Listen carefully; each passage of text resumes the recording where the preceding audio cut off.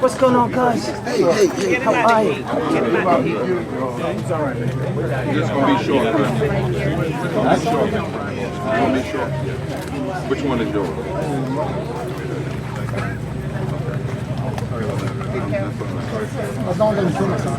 No, I'm glad you told me. That's my friend.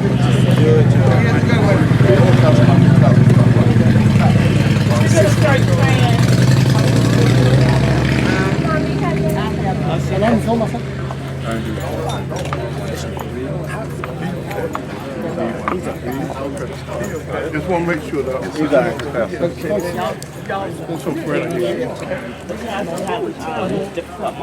So is it a good place to ask a few questions, Mr. Yeah. Reverend Barber? Okay, good. No. Yeah, go ahead.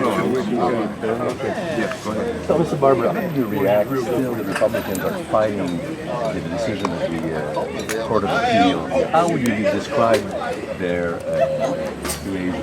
Well, whether it's Mr. Trump coming here and suggesting that what the courts did is going to produce more fraud, which is fraudulent in itself, Yes, sir. or whether it's these local boards of elections trying to continue to do what they couldn't do through legislation because the court stopped them, or whether it is the continuing distortions and letters going out from the, and I don't call them Republicans, because Republicans like Abraham Lincoln would be for voting rights. It was, but the Republicans today are the diametrical opposites of Lincoln Republicans.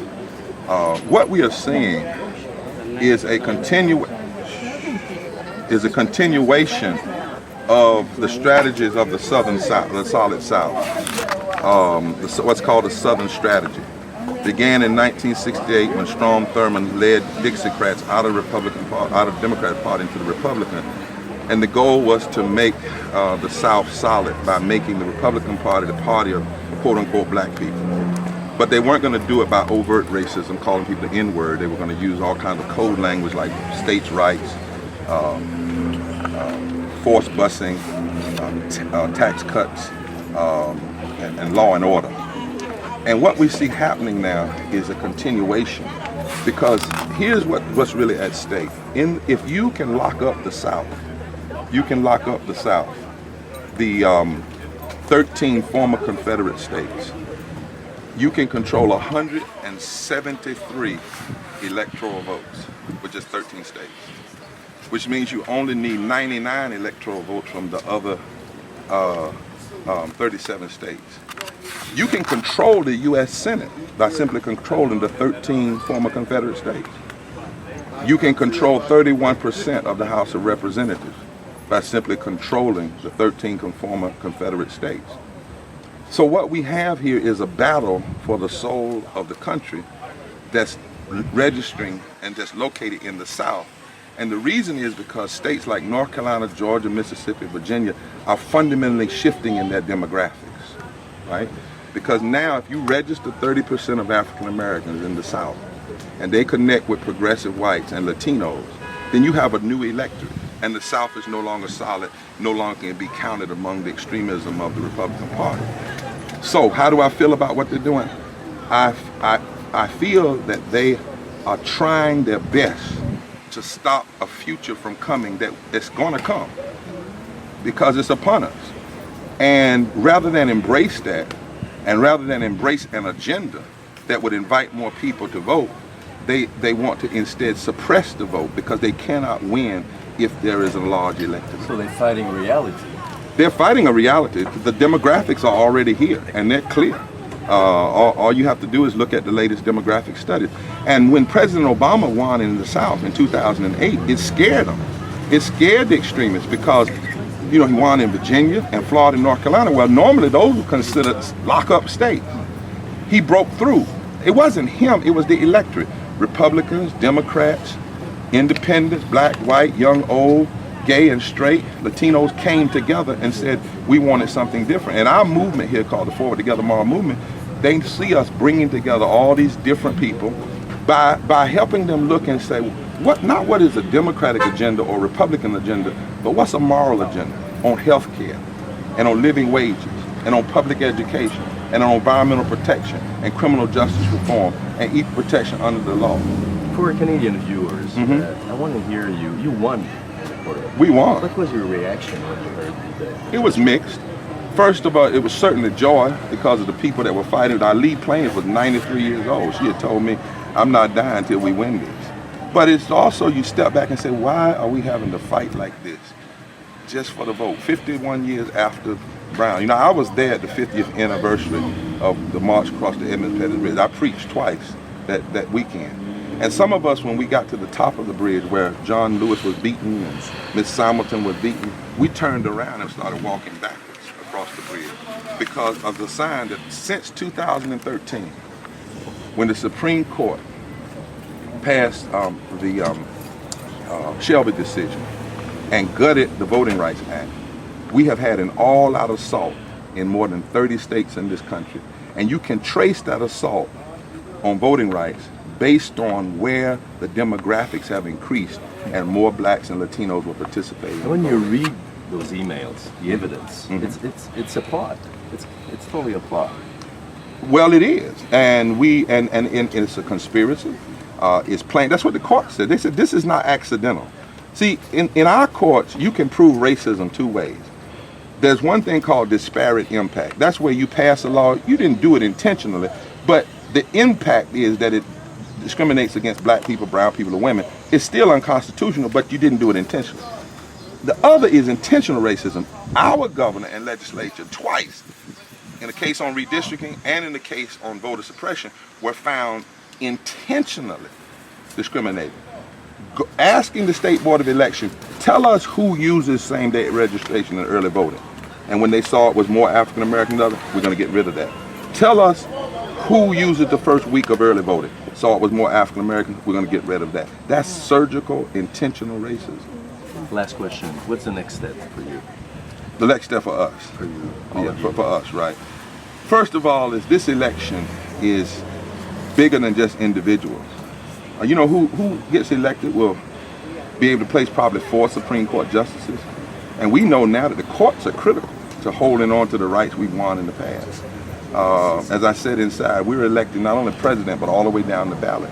So right now, we are engaging, we're organizing 1,300 faith centers, over 40,000 faithful voters that will also go out and get other people to vote. We're organizing poll protector monitors. We're all out in making sure that people exercise their right to vote. That's all African Americans that want. We wanted everybody to have their right to vote. And we're not through in the courts because we're still reviewing just this week where the State Board of Election refused counting Sunday voting. They refused to extend early voting. So our lawyers are reviewing this weekend to decide if we're going to actually go back into court because the Board of Elections are trying to circumvent the court ruling. So it's not finished. The battle is not. It's not, no, the battle, you know, racism is still real. It's never just one battle. So we do like the Tuskegee Airmen. You know in the movie The Red Tail, it says we fight, we fight, we fight, we fight. That's what we have to do. And that's what the struggle is always about. You have to fight in your time and when you're alive. And then you pass the baton to someone else. Until we become a perfect union. Until that, we're trying to be a more perfect union. And we have some people who are decisively against America being America for all people. Are you afraid of Mr. Trump? Am I afraid of him? Oh no, I'm not afraid. You mean as a human being? And his idea? Well, I'm not afraid of, not in the sense of afraid, that kind of afraid. I am, and we are, many of us are concerned for America. Mr. Trump is the perfect ugly example of what we call white male privilege. Now that doesn't mean all white males.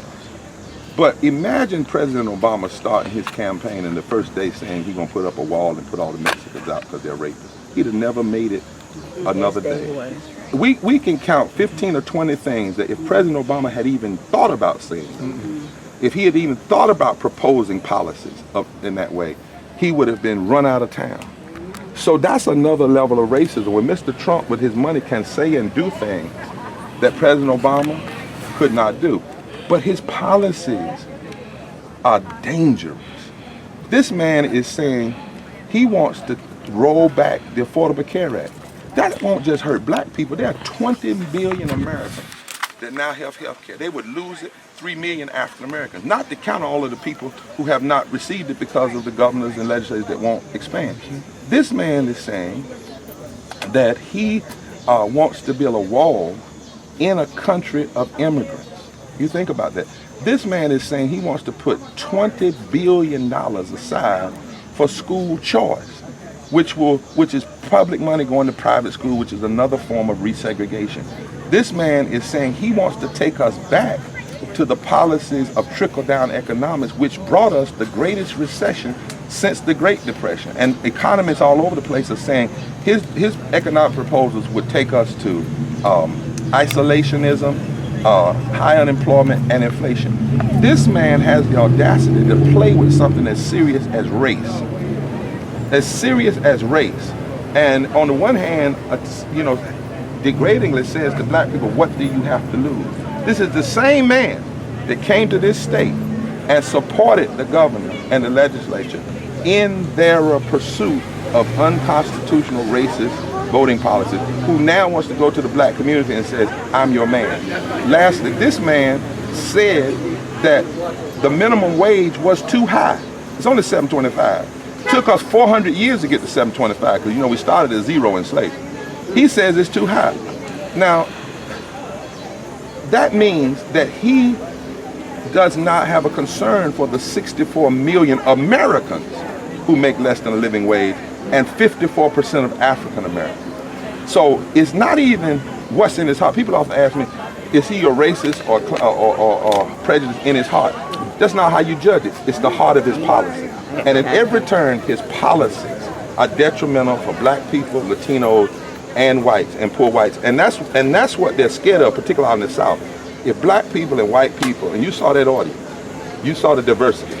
That's the crowd that the extremists are scared of.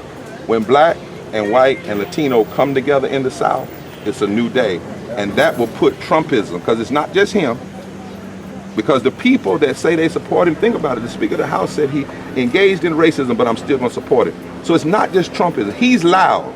He says things that they don't want said out front, but most of them don't disagree with his policies. And that's what we're examining, the policies. Thank you so much. Sorry for your loss. No. Thank you so much. That's all. Reverend Barber, he gave it to me. $100. Thank you. Okay.